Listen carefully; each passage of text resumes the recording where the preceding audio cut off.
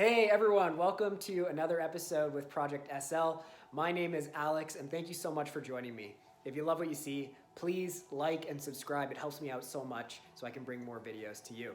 So today we are jumping right in. We have a lot to do. We have to remove the intake and see kind of what lies below, see where the leaks are, and see what other surprises we might find. Let's jump in.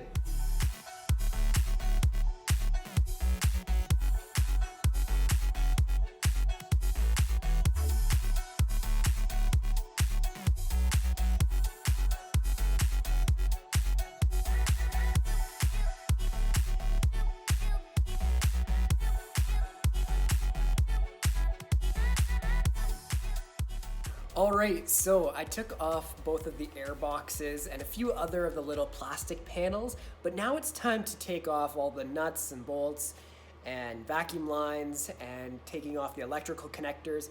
And because I've never worked on this engine before, I'm pretty hesitant to do it, just taking everything off all at once. So I'm being maybe a little paranoid on this. I've decided to label kind of everything that I need to remove on the engine in some way. So in the front, I have some like this plastic cover physically marked when I take its screws off there. I have some of the vacuum lines and I just assigned everything a little number. So everything that I need, this D8 line, this ground will go here on the block. And I've labeled the electrical connectors, vacuum lines, obviously the coils here.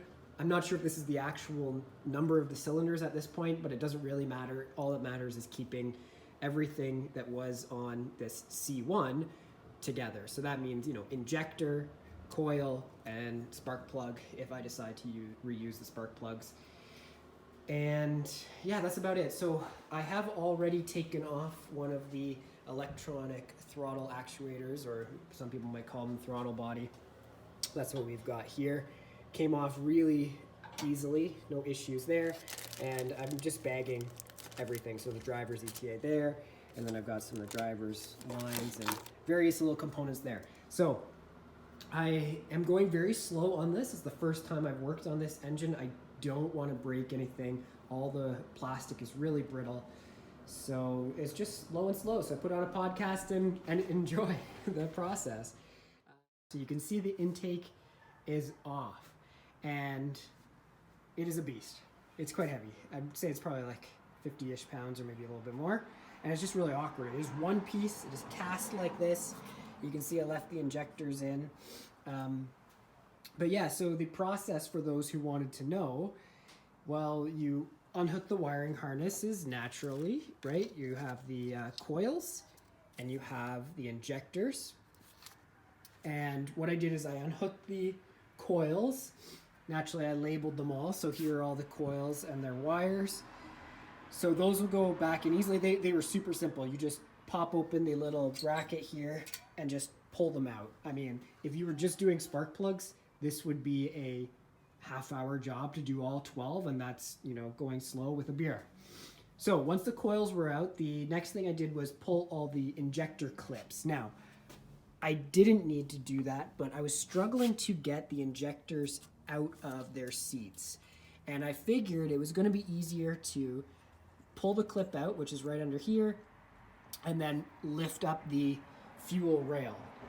It was easier, and here's the fuel rail right here. The issue was I dumped a whole shit ton of gas into the center of the V and on the intake. So luckily this thing isn't starting anytime soon, but it was a decent amount, probably like 1 or 2 cups of gasoline, and there was no fuel pressure because this had been sitting, and also I did alleviate the pressure on the fuel rail beforehand. So once the fuel rail popped up, it took a lot of effort to like pry the fuel rail up, but once one seal came off, the rest came off pretty easily. So fuel rail came off. It's just held in by just a few bolts along the way. Then it's just a matter of undoing the intake bolts, which you can see are right here. So they're pretty straightforward. So this is the front, and you can see there's one shorter one to the front on the driver's side, and one shorter one on the back on the passenger side. Otherwise, everything is the same. And then just on the side, there's a couple of these little rubber vibration mounts. So these were really easy to take off. There was tons of room to get them off. They weren't seized in or anything. They look pretty good. I'll probably clean them up on a wire wheel. But then the hardest part with the intake is that there is this engine mount, or this engine hoist bracket. And I originally thought this was part of the intake. It is not. It is strapped to the block of the engine. And I don't believe you can remove it really easily. I suspect because it's meant to lift the engine out, that the bolts holding it in are torqued very tight. Luckily, this is the era of good engineering from Mercedes-Benz, that basically all I had to do was lift under the intake and shimmy it forward. Lift and shimmy, very, very slowly. I didn't want any of these wires getting caught. I didn't want to break any of the connectors, but I just was able to lift up the intake over, sitting onto the oil cap, lift and shimmy. And eventually it came out from under there. I don't believe there was a big mark or anything on it. No, it looks pretty good. Like maybe if there's a scratch on there, I can paint it or something. And yeah, once it came forward, it was just a matter of slowly getting it forward and lifting it up once I could get the proper leverage. Like I said, it's pretty heavy. This would have been nice with a second person, but alas, it's just me. So the next thing I'm going to do is, before I pause for the day, I'll put some paper towel in the intake sections there. But later, these kind of rails come off because I want to inspect down in the V, see what sensors are there, see if there's any like mouse nests or anything. And as you can see, the valve covers themselves are very, very, very dirty. Everything around here is dirty. I did find the source of my power steering leak. Let's see if I can find it here. Yeah, that'll do it. Yeah, right through. So that's hopefully the power steering leak, and then the valve covers are naturally just leaking themselves.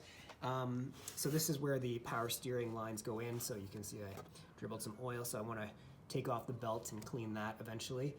But just down below here is kind of the upper timing chain cover. There's a seal right there, and while I'm here with the intake off, I might as well dig a little further. So that might be the thermostat coming off, or the whole housing here. The fan shroud might need to come off. Do both sides. It's a very common leak, but every part I'm finding is from 1997, like late 97 when this car was built. So I got pretty lucky. I mean, if this is all the oil leaks there are on a 23-year-old car, if I put in a couple seals today, then maybe we'll run another 25 years.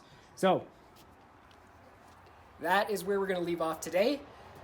That intake maybe took me like 3-4 hours, going really slow, taking my time. I really don't want to break anything on here. So I will update you once I take off the valve covers. It's just a few bolts, really straightforward. I'm gonna get the parts. We're going to inspect in here together, take a look, see what surprises we have, and I want to pick a color for the valve covers. So thank you for watching. If you love this, please like and subscribe to the channel so I can make more awesome videos for you, and we'll see you on the next one. Bye.